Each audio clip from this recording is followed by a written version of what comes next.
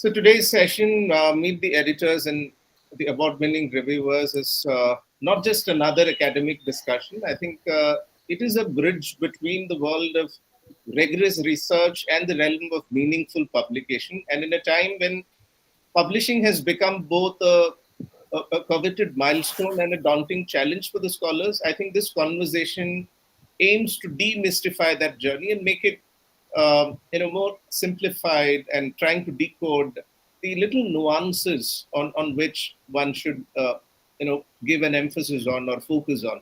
And we are extremely honored to be joined by an extraordinary panel. We have editors and award-winning reviewers from across the globe, and they bring with them decades of experience in curating, shaping the future of academic literature.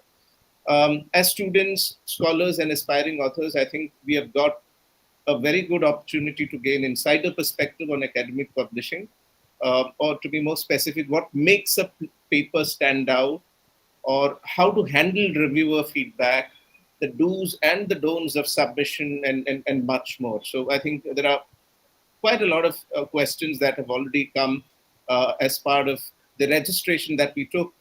But just to kickstart this conversation, as the editor-in-chief of the journal IJCS, how do you perceive the evolution of consumer studies research over the past few years? And this question is to Dr. Justin Paul, sir. And what do you think are the emerging themes or the shifts that you've observed over a period? Over to you, Justin, sir. Thank you.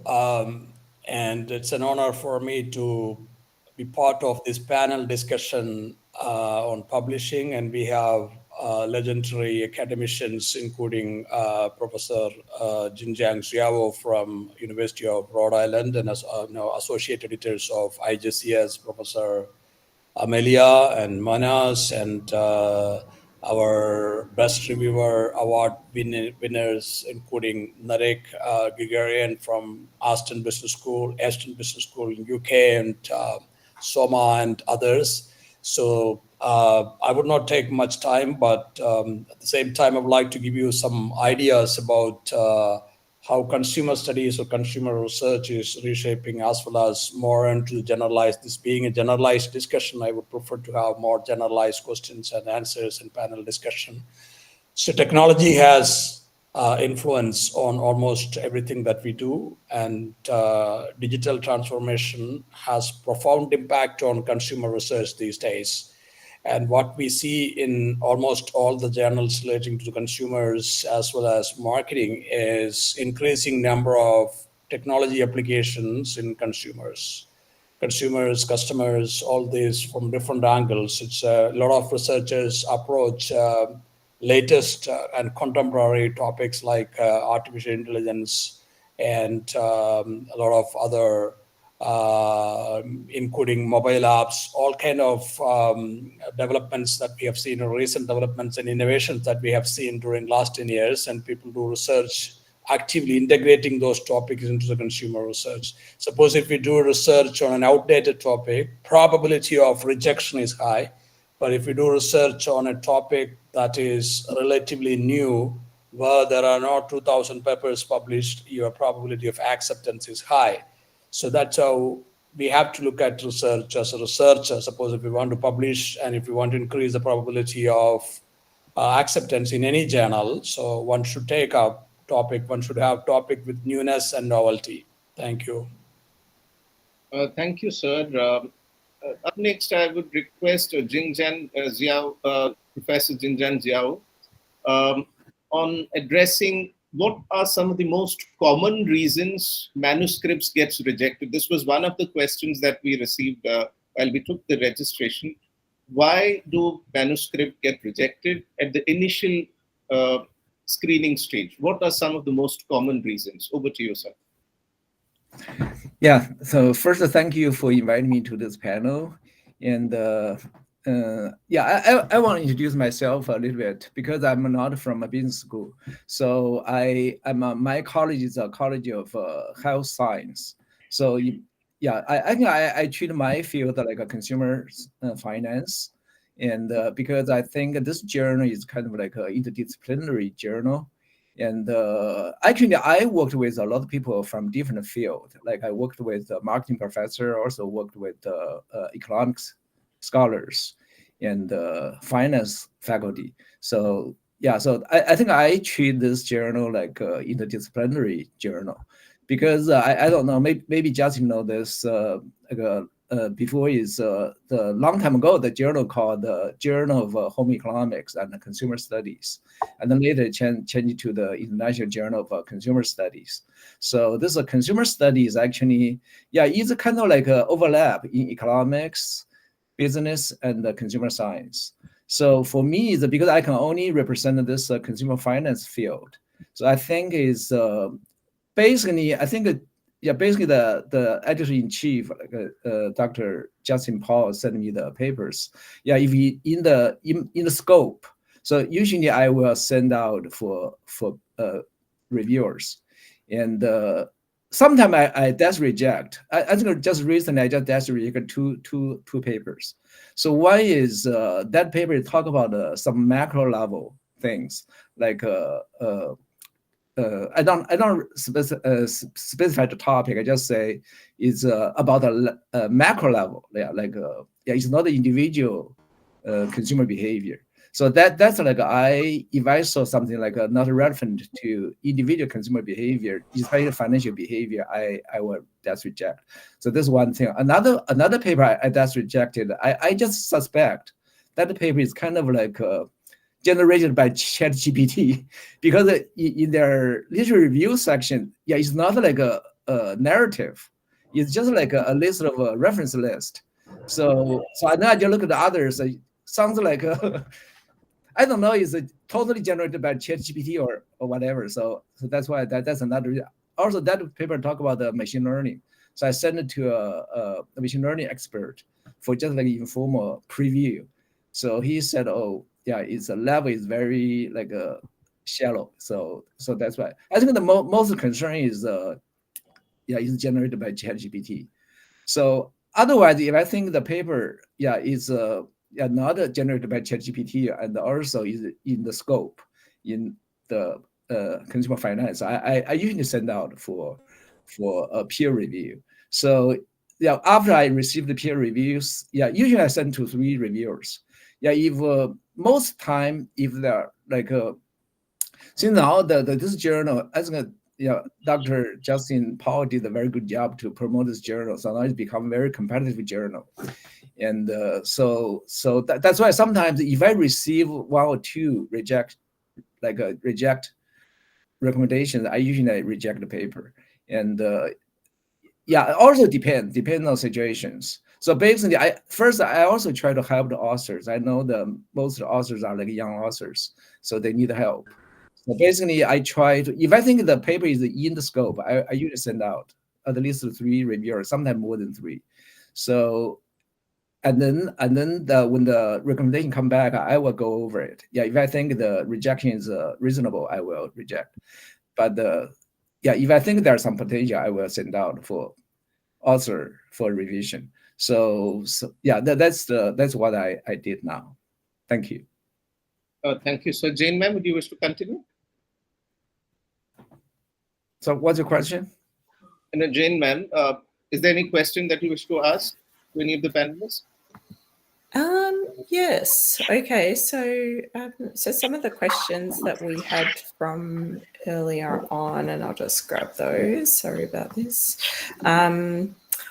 Okay. One interesting question, and I know Xinjiang Zhao was talking about AI generated content. One of the questions that we had from the registrants was, yeah, apart from looking at it, do you use any other tools to identify whether AI content has been generated? Like it's, yeah. What are we doing around that? Or, you know, is there any software that journals are using these days that can help identify this AI generated content? Well, maybe I can answer that. As of now, most channels use Authenticate or those kind of softwares and that capture the overall similarity and single source similarity. It doesn't show what percentage is exactly from AI, but it shows total similarity and single source similarity. Yeah. Yeah. Okay. Yeah. Xinjiang Zhao, any examples from your work at all? Yeah, for similarity, I know sometimes if the paper is from their dissertation, because dissertation also included this reference database. Yeah, it really depends on what's similarity index where from. Yeah, if like a new PhDs, so their dissertation is in the database. Usually they have very high similarity index. So in that case, usually I think this one is not controlled by me, right? Usually be by the editor-in-chief. So you check that one, and then you send me. Usually, you send me something. You should have a very low similarity index. So I think that's no issue for this journal. Yeah. Similarity percentage can also vary from journal to journal. So our publisher has a tolerance of up to 30% overall similarity. However, I have seen some other journals rejecting even when similarity is 20%. Yeah, that's interesting. Yeah, so and there's the issue of PhD students. So would you recommend that PhD students have an embargo on their thesis until they publish? I know that's happening in Australia, where PhD students are basically saying, I'm embargoing my PhD until I publish out of it so that it doesn't come up with this similarity at journals. Any other insights from our panelists around that? Yeah, I mean, PhD students can upload their thesis online, so it doesn't get added to the similarity percentage if it is thesis unpublished thesis online.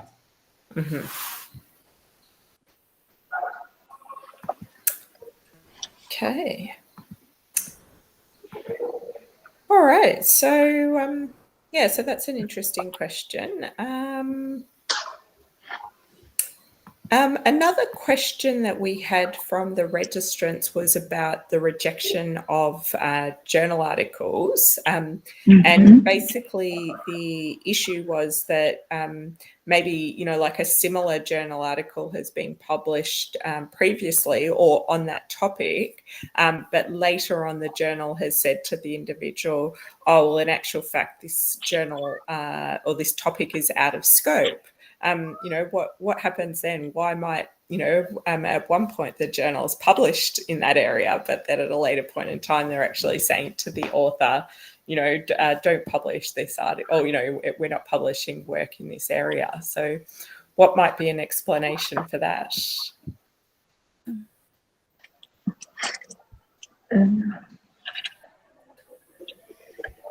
Manas, did you want to say something? Yeah. I was just waiting for it. I think Amelia, I thought he's going to say something.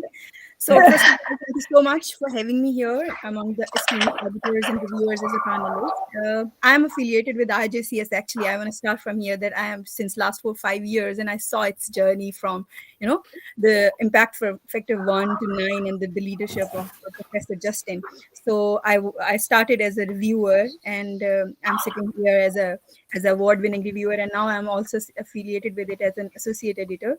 So related to that, specifically answering your question, that is that how about that topic? As Professor Justin started, that the newness and novelty of the topic is important. So you guys know that whenever many things are published about some topic, obviously then there is a lot more content. So publishing the same content and or some smaller aspect of that content doesn't include any novelty in that.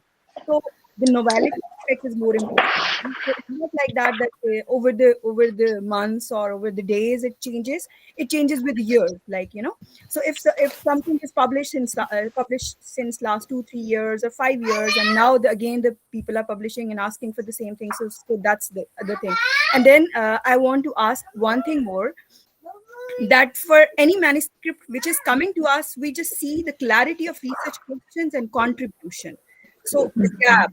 So if the gap is existing, and that gap doesn't come only from the academic, it comes from contextual as well. So contextual and the academic gap, both that's the main contribution of any paper. So as a reviewer, we see that whether it is contributing to the field or not in that term.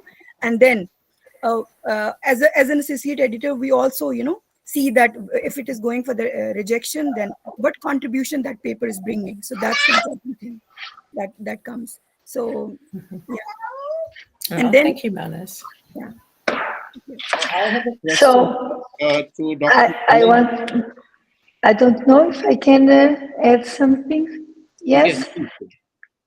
So first, I wanted to congratulate all the panelists, to congratulate Professor Justin Paul. That is an inspiration for all of us that we had here. And thank you for being here and to try to contribute with my humble discussion and my humble point of view. I think that besides of the novelty that it was highlighting this discussion, of course, it must to bridge a gap, a specific gap, a scientific gap, but from the management point of view, I think that it's very, very important, the theoretical foundations.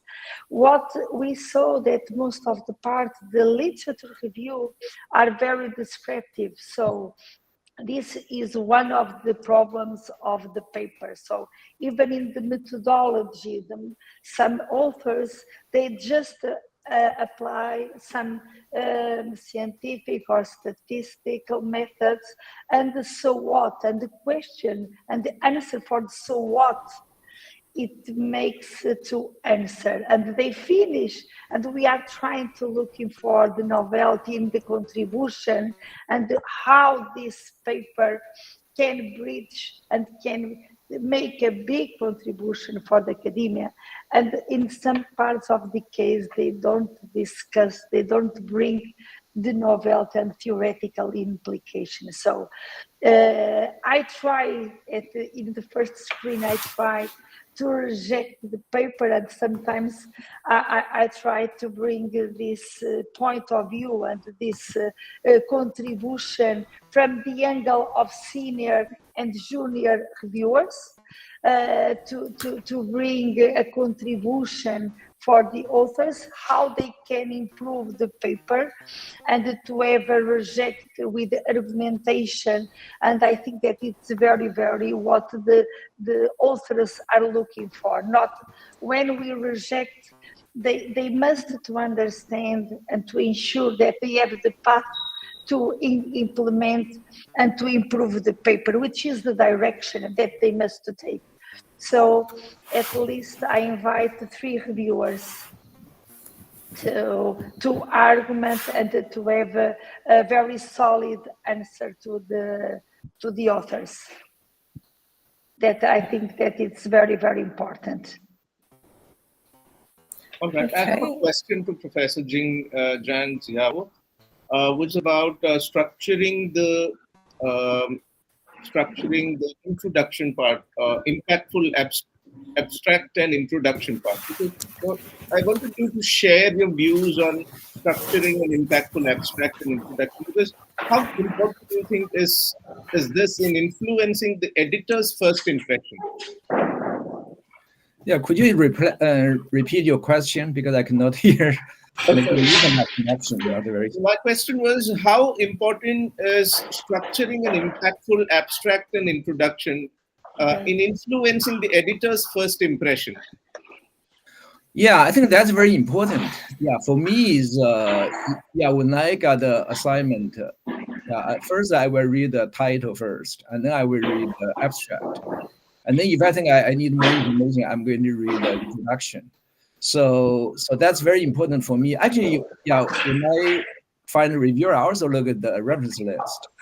So and I will go through the whole paper, see what's the data, that kind of methodology.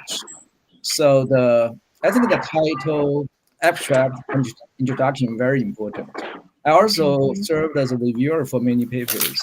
So I think the introduction may be the most important part, because the title sometimes gives you some idea. Abstract gives you some idea, but the introduction, especially in a lot of economic journals, so they usually kind of I think their introduction like a extended abstract. They also tell you that what's the major result, and also what's your contribution to the literature. So and you also mentioned the structured abstract and not unstructured abstract. Maybe that depends on the different journal, because I know some other journals, like I'm also serving as associated for International Journal of Bank Marketing. So they use structured abstract. So currently, IJCS, we don't use the structured abstract. I think that doesn't matter. I think structured abstract, the good thing is that they force you to provide information. I know sometimes I read the paper abstract, so they just mention, they just don't mention the data, because I need to know what's the data and where the data from. So even they mention the data, they don't mention the location, because I also want to know where the data, because especially for this journal is like international journal. So we also want to know, where the data from. So that's very much, so structured abstract maybe force the author to report what they are supposed to report in different categories. So but still, even for this structured abstract, I still see some authors still not give details for the data. So that's either way is okay. I think it's very important for the author to do a good job in the title, abstract, and introduction. Thank you. Thank you, sir. I just have one more question to Justin, sir. Maybe we can take a rotation. I'll ask one or two questions, and then Professor Jain could continue. So, Shikesh, maybe I have a general suggestion. Maybe any panelist can answer. You can ask questions, and participant can ask questions, and any of the panelists can answer. That would be better. Yes. So, may I? Sure. Regarding the question that Professor Jinjian was answered, for me, it's crucial regarding the introduction. So I think that the introduction must point out the reason why. It's very, very important. So you must, as author, to make a narrative regarding the story that you want to tell. So which is the reason why must be very, very clear, and must to be justified, and with the documentation, the references from 2024 and 2025, because we are in 2025. So it's very important that you have like a marketization about your paper and about your narrative in the introduction section. So it was expected that the reason why there is any doubt about the gap, about the pertinence of the gap, because it's not enough to have a gap or a scientific gap, you must justify the reason why this is a very, very pertinent gap to bridge with this paper. So, and put and include, justify with the references from 2024 and 2025 with a very, very good journals, of course. As you are trying to publish in a journal, it's very important that you justify with the references that came from this journal and with the same quality of this journal. These are very, very important. Beside the reason why, the methodology approach must to be very clear. It's one study is multi-methodology approach, which is the reason why this is very important, because the methodology approach is the best way or the best strategy to bridge the gap and bridge the aim of the paper. So I think that it's mandatory to invest in the introduction for a very good paper. Thank you. Just adding on, I have another question, probably as Justin sir has suggested, anyone could address this question. How can authors ensure that their literature review stands out and it adds real value to the paper? How important is the literature review, and how can they make it stand out? Do you have any suggestions, any tips for the scholars? I'll start with that one sentence answer. Literature review should be up to date, And the purpose of carrying out literature review in any type of research paper is to identify a research gap for your study. And you're citing all the recent references and all the old references in order to demonstrate that others haven't done this type of study, and therefore there is a research gap, therefore we are doing this study. So that is the purpose of literature review. Anything to add on? Oh, yes, we have Professor Narik. Hi, hello everyone. Yeah, just one thing that I noticed with the reviews that I submitted, the papers that I reviewed, is that usually the authors tend to mention things in terms of like trying to identify the gap or justify the gap that they identified. Is they use some buzzwords such as like the current literature is fragmented, or the current literature hasn't adopted a holistic view, or is not that comprehensive as the paper that is that the authors submitted. For me personally, these words don't mean really anything. Right? I don't really understand how a paper is more comprehensive from another one, or like what we mean like by fragmented literature. That means like actually what the authors want to say is that the current state of the literature, like the different authors, they don't really agree on basic things. But I can't really recall like any stream of literature in marketing or consumer research that all the authors agree on the definitions, on the gaps, or on the like on all these basic things. It's just like, after all, the literature is what? It's just like dialogue, it's a conversation. So it's absolutely fine for me like to agree and disagree on certain things. So when the justification of why I need this research is just like because all the other papers, all the literature is fragmented, there is no agreement, that justifies the why we need to publish this paper. That is not a very convincing argument, I think. What the authors should do for me is like what Amelia mentioned, is like they need to create like a narrative. They need to like what they need to deliver is a story, and that story should have like two components. The one is that why we need this research practically, why it would be important for practitioners. But of course, it's an academic journal, so it's much more important for academics. They need to, for example, use certain call for papers, or they need to refer to previous publications and try to mention, the limitations of the literature mentioned by other authors previously.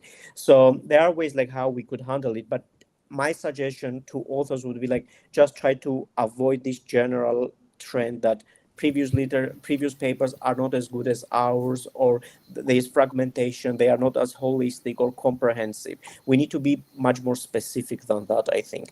And after all, the gap doesn't exist anywhere. Like, it's not like we're gonna go with some tools to identify the gap. The gap is rhetorical gap.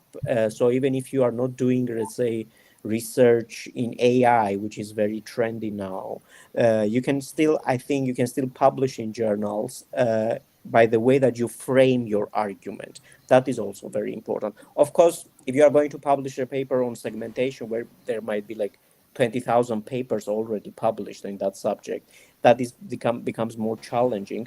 But still, I think it would be, there is paucity, lack of research in very trendy topics such as AI, but at the same time, we should not be like saying that we need research on this and some other topics we are done with them and we don't need more research, right? Because the context of consumers changes like very frequently. So that's all that for now. Okay. Is there anything to add on? Any other panelists wish to add on to what Narik has? Yes, yes. So I completely agree with Dr. Amelia and Dr. Narek. That what I want to add here is that should be a logical flow. Of course, what Dr. Amelia has said, that yes, there should be a narrative. It should have a logical flow. And at the end of the day, you should be very clear that you are doing, like you're filling the gap in terms of theoretical gap. You're feeling a methodological gap. You're feeling a contextual gap. Is in that way. So at the end of the day, you're able to answer that. Then I think the literature review which you did is logical. Yeah. I want to add few things in that. Like as we all are discussing that theoretical foundation is the backbone of the paper, because it decides that how much work is done, how it is done, and how you are going to proceed with that. So for literature review, the most important thing is that if the authors are confined to few studies and they are again and again citing those in introduction, and then they are citing those the same studies in the literature, and telling, as Dr. Narek said, that they are just, what is this positively impacted or this negatively impacted, and this is known and this is not. So that doesn't make that study strong. So there should be a kind of argument in that literature, that what is coming from previous studies, how they study this, and how our study is in advancing the knowledge which is already existing. So that is the key in literature review. Most of the whenever I see these articles coming from different authors, so I see that they focus in introduction while giving this novelty and gap, and they ignore this literature review part, and they just write that, okay, this is what already this has positively impacted this, and that's why we are arguing. So the question comes that, okay, already if that relationship exists, then why you are studying that relationship? What is the new thing in that? So the argument part and then the logical argument part is always missing in the literature review. That is the most important thing in the literature review part, because you are building your arguments that, okay, this relationship, this relationship is new. I'm just solely talking about the quantitative studies, where you are giving the causal relationship. So just giving that, okay, this exists and this is how, this was the author who studied this and this was the result, it did not offer any new thing in your research, and it is not good to go with, because arguments are missing, and we can't see that why you are going to study that specific relationship. So theoretical foundation is the backbone from where you start, and then I'm sorry, then you proceed with that, building arguments. That is the most important thing in literature review part. So make it interesting, build arguments, and then with the references that, okay, these studies already done this. This is how it is directly or maybe indirectly related. So why it is indirectly related? This is the reason it is indirectly related. So now we are proposing that this can happen in this way. This relationship can exist. Professor Jain, would you May I? Yes. Regarding, I'm completely agree with Professor Manar, Professor Narek, regarding what they point out. Don't forget that the literature review must point out what we know and what is missing, and must linking with the purpose of the aim of your research. So it's to use what the others did to justify and to make your own story or your own argumentation. And don't forget that we need the literature review for the discussion. So a very weak literature review will point out a weak discussion after the methodology. And this is for qualitative, quantitative, mixed approach, experimental design. What we need is a very, very good literature review, whatever the qualitative and quantitative or mixed method approach. It's mandatory, which what we know and what is missing. Concepts, dimension, determinants, consequent theories that sometimes are completely avoided, forgotten in the papers, the theories, the foundations across the literature review that are very, very important. Thank you so much. Professor Jain?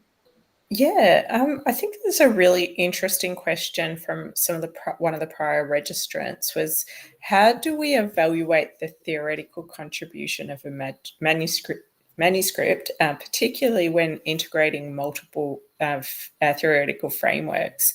And I find that really interesting. Like, how do you actually make a contribution from a theoretical perspective? Does anyone have any insights on that? Professor Paul or Xing Zhang? Any ideas on that? In general, journals prefer manuscripts with theoretical flavor. It can be either developing a theory or applying a theory. Developing a theory is not possible in every paper because you need to have original thought process for about 6 months to develop a theoretical model, or so it's not easy to do it overnight. But many people, what they do is that they take up a theory, apply the tenets of that theory in an empiric analysis or in a qualitative paper. So that is always, it is done. Some service researchers apply theories like service profit theoretical frameworks, the service profit chain framework, and other theory, dynamic capable. In every other field also, there are also a lot of interdisciplinary theories. So the generalization and theoretical flavor both helps an author to increase the probability of a paper getting accepted, regardless of the subject matter of the paper. Yeah.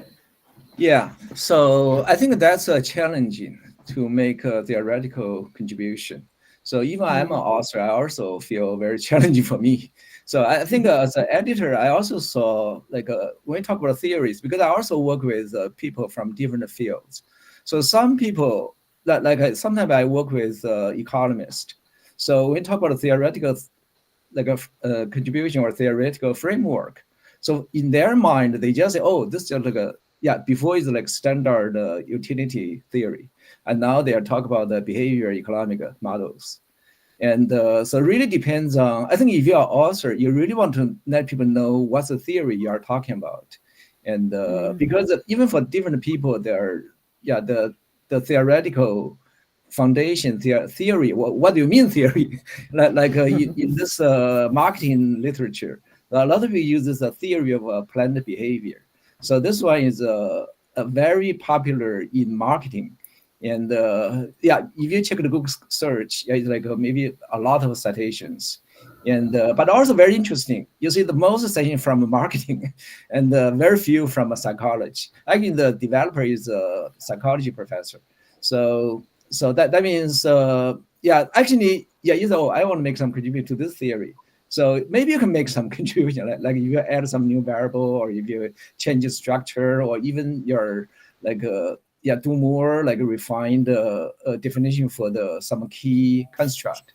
So all this can be considered like a theoretical contribution. I think if you are author, you really want to first you have to tell your readers what theory you are talking about, and then you have to specify what's how your study contribute to that theory. So also the theory can be recognized by the other scholars, like in marketing. Everyone know what's the theory of planned behavior. So sometimes I'm also use another theory I call the trans-theoretical model of behavior change, is like a TTM. So sometimes if I send a paper to some journals, if some scholars, reviewers don't know what's this, so they, where is your theory? I said, this TTM is a theory. So if they are not recognized, so even they don't know this is a theory, they think this is not a theory. So that means if you're an author, so if you want to say you want to make a theoretical contribution, you really don't say what's your theory first, and you let your readers know what's the theory, and then you can say show the authors how you make this contribution. I think that's very important. Thank you. I think you can also give some opportunity for audience to ask some instant questions. Yes. Any questions from the audience? From Arokya Monica, which I think partly was addressed earlier. In terms of literature review section, what is required or what should be the point of focus for a niche research where there are a lot of ways to solve a problem? The question is, what is required and what should be the point of focus for a niche research when you have multiple ways in which you could solve a problem?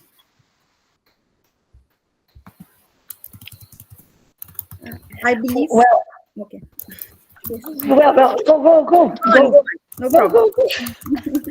Please, Banash. Okay, I just wanted to quickly answer this by stating that go with the most relevant thing, which you believe is the most relevant with related to your problem, because every problem, obviously there can be many solutions or there can be many things which can be relevant to that problem in multiple ways, but what is most relevant, and that you can come up with lots of reading, and then again and again looking at the literature and all the existing studies, not only confining your knowledge to the few studies which you believe that okay, this can solve my problem and this is the shortcut. No, for that you need extensive reading, and then you can come up with the most relevant thing that is related to your problem, and and then you can come up with that.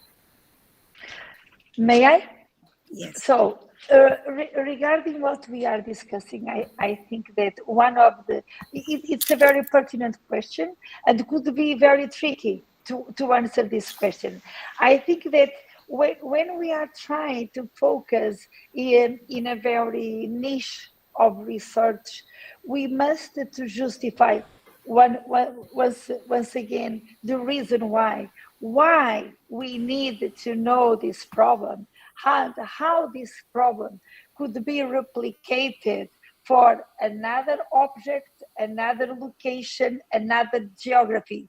Because maybe a problem that it was in Australia could be also in another geography. So I think that you must to externalize and replicate how this problem and how with this focal question we can solve another questions in another part.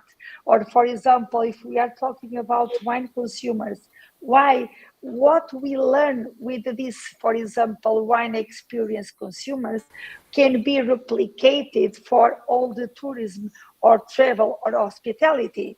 And this could be very, very ambitious and could be very advantage to highlight this theoretical contribution. The knowledge that was inspired by an object, by a niche, could be replicated and reproduced for another geographies. And this could be a very value added for your research.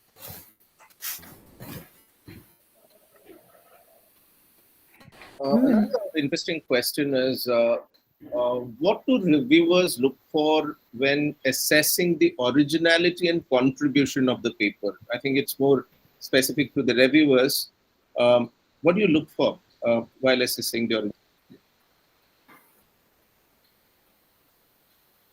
So, what basically my approach is that if you are working or you're submitting a paper in a particular topic, so what exactly has been done and what you are bringing here. So, is there any tabular presentation? If it's very easy to understand in a simpler form, that what exactly has been done and what basically you are doing.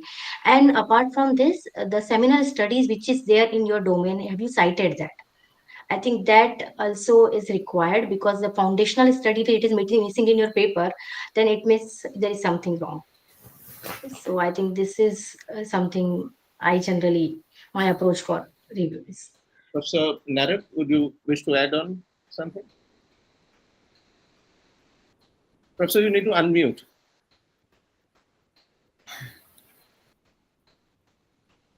Unmute, please. Yeah, I agree with Soma's approach. I think like one of the things that I'm looking for to check, what I'm checking in a literature reviews, first of all, like before we talk about novelty, I think like we should first talk about expertise in the subject. Like that is the basis, right? Like, and when we talk about theory and literature review, we should not limit this to just the International Journal of Consumer Studies, but the theory is not just published in our journal, it could be published in many different journals. So we need, the first starting point is like to what extent the author or the authors know what they are talking about. That is very, very important for me. And that requires like significant amount of reading. Like if we don't read around the subject, then I'm afraid like there is no like a golden rule that we can follow in order to establish novelty or contribution. One of the things that I always advise to my students is that when you are in this process of trying to find papers for your literature review, try to create an Excel file or a Word file if it works for you. In that file, you could include all the papers that you read, if you wish, by year, right? The authors, the journal title, the article title, and also main like hypotheses, research findings, limitations, and ideas for future research. This could be like copied by the papers that you read. And then the rest of the process should be like a reflective process, like trying to see what has been done, and you have it in front of you on your screen, and what you could contribute based on that initial idea that you had about your research. I think what also should like authors could do is that we can follow like a reflective process. We can answer 3 basic questions. They are not that basic. They are, but they sound like basic. It's just we need to answer these 3 questions, like what, so what, and now what. Like, what is your research? You need to describe what are you doing, the context, and all that. Excellent. The so what question, why is it important for practitioners, for academics, for theory? And the now what, like after your findings in the discussion section, for example, why we should care, like what are those aspects of your research that challenge our existing knowledge of a theory, of a framework, of a model? That is, I think, the questions that could probably guide your thought. Also, one more thing that I would like to add is that the issue of consistency is very, very important. We talked a little bit before about introduction and abstract. One thing that I'm expecting to see in papers is that there is consistency among all the parts of the papers. Like, don't forget what you wrote in the abstract and the introduction, because sometimes we promise things in the abstract and the introduction, but we don't really deliver at the end of the paper. So it is very, very helpful, like, to read carefully what we submit, and we see like there is consistency and agreement between the first sections of the paper and how the paper ends. That is very important, and we don't really see this like many times, I'm afraid. That this lack of consistency is a little bit problematic, I think. Yes, I just want to add one more thing in addition to Dr. Narek has said, is basically when you're doing SLR, so mere reporting thing is not make sense. Like if just there is a top author, top publisher, top journal, just mere reporting will not make sense. You have to make a logical conclusion out of it. Like why this journal is very prominent in this domain, because this is specifically focusing on this expertise area, which this paper is talking about, something like that. So just mere reporting will not add on anything to any paper. There should be some logical conclusion out of all that tables and figure that you are presenting, or your clusters or your themes that is coming from the literature. Yeah, one important thing of that is like every aspect of your research, no matter if it's the literature review, the introduction, all the decisions that someone takes in their paper should be justified. They should be specific and justified. Why you are doing what you are doing is an important question to us at every step of the process. And when it comes to literature reviews, I've noticed like sometimes like people just like pick the papers that serve their argument. Any literature review, no matter if you are doing like a systematic literature review or you are just doing, let's say, a regular review, literature review, there should be like some methodological background of that. It's not just like we go and we pick the papers of the published the last 5 years without really justifying that. So I know that in systematic literature reviews there is a process that you need to follow, but a similar process should be adopted to any literature review. And the main thing is like justify why you are doing what you are doing. Otherwise, it lacks specificity. It is very vague. It becomes very abstract, I think. Yes, I completely agree. Continue with the ideas shared by Professor Narek that are completely pertinent. One of the things that we experience at the literature review is like to puzzle. It's like a sentence that I use is like a list of supermarkets. So it looks like that they are very descriptive, and they don't have a holistic perspective and a type of written interpretative type of written. And this is, I know that is very difficult. I know that could be very difficult to achieve this, but it's what we are looking for, and to publish in top tier journals.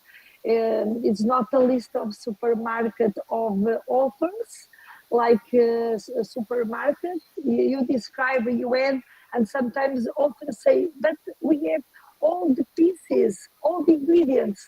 Okay, but they are to puzzle. And like paragraphs, completely disruptive, and ideas don't flow. And this was a very good tip, is to have a holistic perspective, like a cake with all the ingredients that make sense at the end. Thank you. Okay. There's Do we one have one more question, Rishikesh? Yeah, there's one more question from Bobby Simon, one Yes. among our participants. Would it be appropriate to consider writings of bibliometric analysis as a standalone article? And is such a study generally well received by reputed high impact journals? Carla, I can answer that. There was a discussion in the Academy of Marketing Science Meet the Editors session among the editors as part of the same question came to me. Sorry, came to all of us. And the editor-in-chiefs of leading marketing journals, Soma just pointed about the listing of tables, and bibliometric review is just listing more cited papers based on core citations and those kind of things. It doesn't have any conceptual contribution. And also methodology is partly faulty, and there was a consensus among all the leading chief editors of all the marketing journals who are there at Academy of Marketing Science, and even Professor Barry Babin went on to even criticize bibliometric review completely, because he even said that the software itself VoiceViewer itself is faulty. So it's just listing, and even suppose if you're co-authoring with somebody else from another country, core country analysis and core citation analysis doesn't. So marketing journals primarily publish conceptual reviews, and that means you have to aim for developing a conceptual framework or a conceptual model. Otherwise, the other type of review which are relatively popular is writing a review using an organizing framework like TCCM or ADO, or or 5W, all those kind of organizing framework integrating, and then you identify a research gap based on what theory is already used repeatedly, what theory can be used, and what method is already frequently used, and what new method can be used, and what context and what constructs and variables have been already studied widely, and what new construct can be brought in future directions for future research. These are the two type of review articles which will have more probability of getting accepted. One is conceptual review, and second one is review using an organizing framework. However, the tier 2 or tier 3 journal might publish bibliometric review as a standalone review, but it is practically difficult to get a bibliometric review published in a premier journal.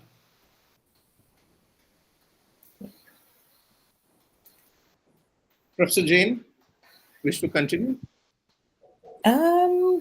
There's just one other question, which was a recommended journal finder, or could you provide some tips, please, by Akil P. Commerce. I've just said, as an Australian academic, we look at the ABDC list, but there might be other lists that people look at. Is there any other good lists that people like to use for finding journals?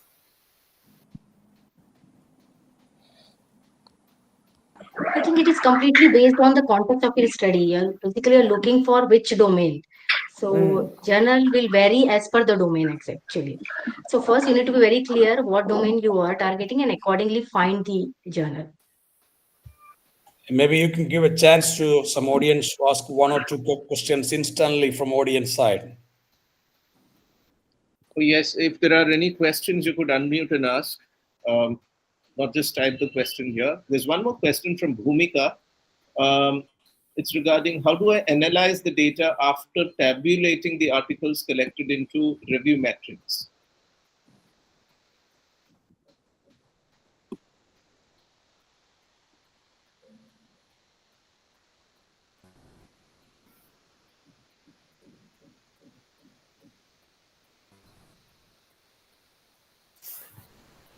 Any response to that? If there is no response to his question, is not clear. So go ahead with the next question. All right. Yeah, we are not clear what exactly she is asking. Okay. In what cases do you recommend withdrawing a manuscript and submitting it elsewhere? That's a general question. Anyone could respond. In what circumstance would you recommend withdrawing a manuscript and submitting it elsewhere?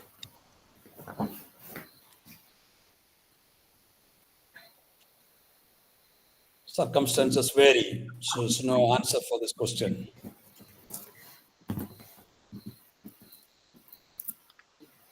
All right, Jane, you wish to continue? Should we wrap it up? I mean, we could keep on going, but it's a little bit after. I think we can wrap it up, but just give a chance to audience if they have any one question, last question, instant question. Okay. Any more questions from the audience? Audience, you can unmute and ask your questions if there are any.